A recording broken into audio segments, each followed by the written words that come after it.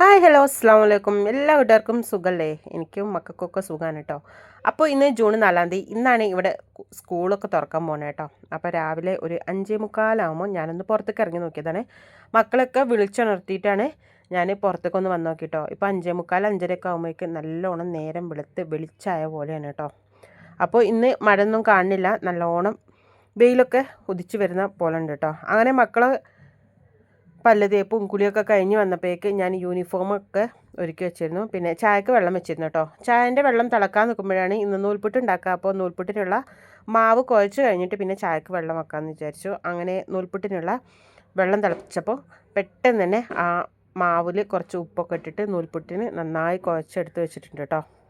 മാവ് റെഡിയപ്പോൾ പിന്നെ ആ പാത്രത്തിൽ തന്നെ ചായക്കുള്ള വെള്ളം കൂടി വെച്ച് കൊടുത്തു കേട്ടോ. പിന്നെ ചായക്കുള്ള വെള്ളം വെച്ച് കൊടുത്തിട്ടാണ് മക്കൾ യൂണിഫോമും മാറ്റണമൊക്കെ ഒന്ന് പോയത്. അപ്പോൾ റിച്ചുട്ടന് യൂണിഫോമൊക്കെ മാറ്റി കഴിഞ്ഞ് പിന്നെ ഷൂ കെട്ടലും ഒക്കെ തുടങ്ങിയിരുന്നു. റിജുകുട്ടന് യൂണിഫോം മാറ്റാൻ തുടങ്ങിയിട്ടുള്ളൂ കേട്ടോ.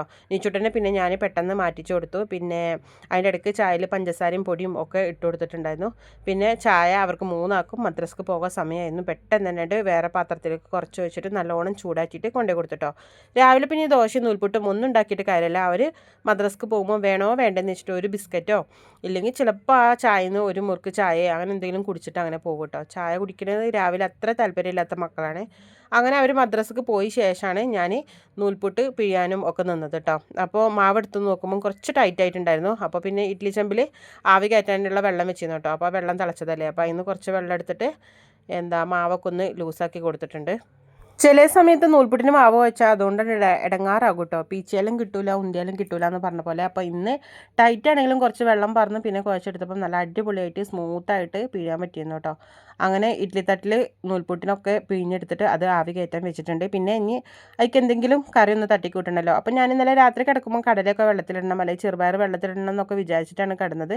പക്ഷേ രാവിലെ നീച്ചപ്പോഴാണ് ഓർത്തത്, അയ്യോ ഇന്നലെ ഒന്നും ഇടാതെയാണല്ലോ കിടന്നതെന്ന്. അപ്പോൾ പിന്നെ ഒരു തട്ടിക്കൂട്ട് മുട്ടക്കറി ഉണ്ടാക്കാമെന്ന് വെച്ച് പെട്ടെന്ന് തന്നെ ഉള്ളി അരിഞ്ഞെടുത്തു കേട്ടോ.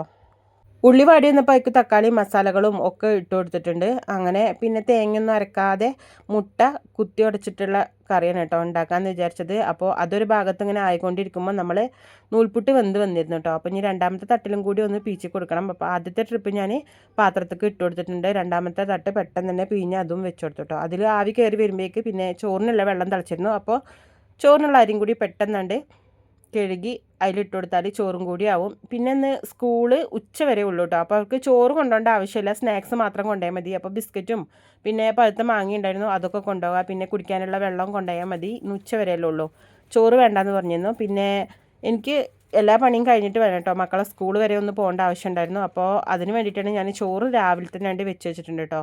പിന്നെ 2-3 ആഴ്ചയായിട്ട് വാഷിംഗ് മെഷീന് പണിമുടക്കിലാണ് കേട്ടോ. അത് ഒന്ന് ചെറുതായിട്ട് കേടുവന്നിട്ടുണ്ട്.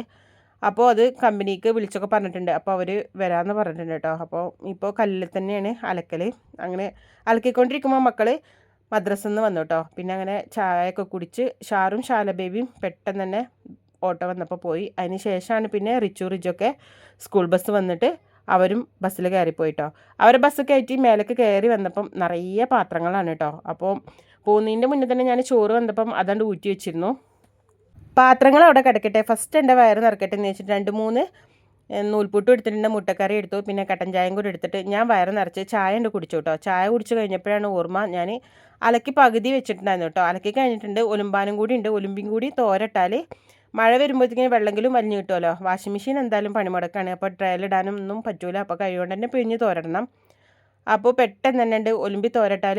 ഇപ്പോൾ 2-3 ദിവസമായിട്ട് ഇങ്ങനെ മഴ ചാറിയും കൊണ്ടും പെയ്തും കൊണ്ടും ഇങ്ങനെ നിൽക്കണം. ഇനി മഴക്കാലമായില്ലേ, ഇനിയിപ്പോൾ തുണികൾ ഉണങ്ങളൊക്കെ കണക്ക് തന്നെ കാരം, ഇങ്ങനെ അല്ലിങ്ങനെ തൂങ്ങി കിടക്കൂട്ടോ. അപ്പോൾ ഞാൻ എന്തായാലും ഇനി പാത്രം കേകൽ ഇത് കഴിഞ്ഞിട്ടാവാമെന്ന് വിചാരിച്ചിട്ട് പെട്ടെന്ന് തന്നെ തുണികളുണ്ട് ഒലുമ്പി പിഞ്ഞ് തോരടാന്ന് വിചാരിച്ചിട്ട് ആ പണിക്ക് നിന്നു കേട്ടോ. ഇപ്പം അത്യാവശ്യം വെയിലൊക്കെ ഉണ്ടായിരുന്നു. ഞാൻ തുണികൾ കൊണ്ടേ ഇട്ടപ്പോൾ തന്നെ മഴ ഒന്ന് ചാറിപ്പോയിട്ടോ. അപ്പം ഞാൻ വിചാരിച്ചു ഇന്നിപ്പോൾ പണിയായി, ഇനി സ്കൂളിലേക്കും പോകണം, ഇന്ന് മഴയത്ത് പോകേണ്ടി വരുമോ എന്നൊക്കെ ഇങ്ങനെ വിചാരിച്ച് നിൽക്കുന്നു.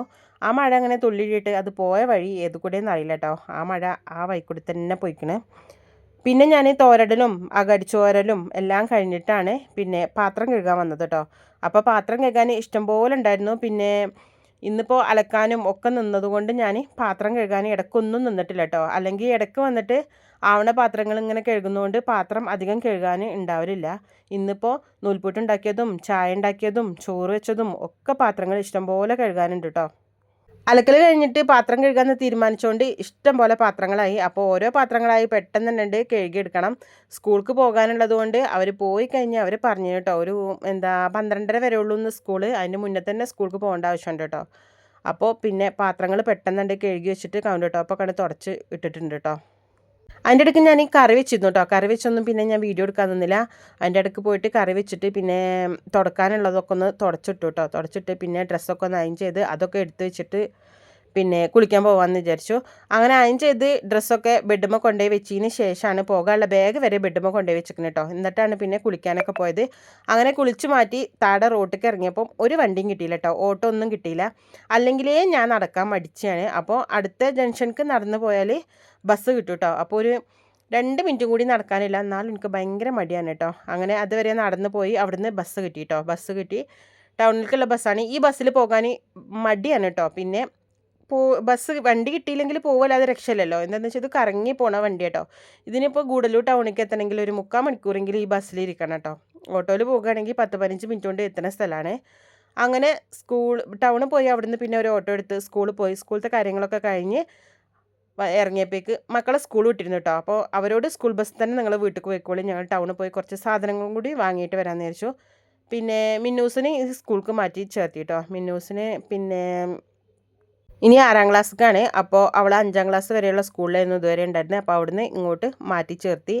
പിന്നെ അവിടുന്ന് കുട്ടികൾക്കുള്ള ആവശ്യമുള്ള സാധനങ്ങളെല്ലാം വാങ്ങിയതിന് ശേഷം ഒരു ബേക്കറി കയറി അവിൽ മിൽക്കും കഴിച്ച് വീട്ടിലേക്ക് തിരിച്ചു പോന്നു കേട്ടോ. അപ്പോൾ ഇന്നത്തെ വിശേഷം ഇത്രയൊക്കെ ഉള്ളൂ. വീഡിയോ ഇഷ്ടപ്പെട്ടാൽ ലൈക്ക് ചെയ്യാനും കമൻറ്റ് ചെയ്യാനും ഒന്നും മറക്കരുതേ.